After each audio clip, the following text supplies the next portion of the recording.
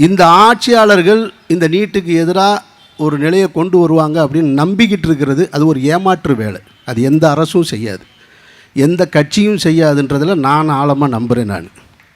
இவர்கள் உண்மையிலேயே நீட்டுக்கு எதிரான போராட்டம் இன்றைக்கு டெல்லியில் போராடி கொண்டிருக்கக்கூடிய மாணவர்களுக்கு ஆதரவாக நிற்கணும்னு நினச்சா தமிழ்நாட்டில் அதிகாரத்துக்கு வரணும்னு நினச்சிக்கிட்டு இருக்கிற கட்சியும் வந்த கட்சியும் அத்தனை பேரும் ஒன்று சேர்ந்தால் முடியும். ஆனால் அவங்க செய்ய மாட்டாங்க.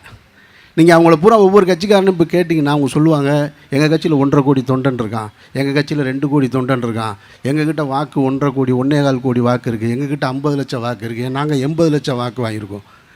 எங்கே உங்கள் உறுப்பினர்கள்லாம் போனாங்க? அப்போ நீங்கள் சொன்னால் கேட்பாங்கல்ல, அவங்க சொல்ல மாட்டாங்க. அவங்களுக்கு அரசியல் என்பது பிழைப்புவாதம். அதனால் அவங்க அதை தொடர்ச்சியாக செஞ்சுக்கிட்டே இருப்பாங்க அவங்க. ஆனால் இந்த அதிகாரத்தை எதிர்த்து ஒவ்வொரு முறையும் நின்று கொண்டிருப்பது உங்களை போன்ற நம்பிக்கை கொண்ட கூட்டம் மட்டும்தான். இந்த கூட்டம்தான் அவர்களை ஏற்றுக்கிட்டே இருக்கும்.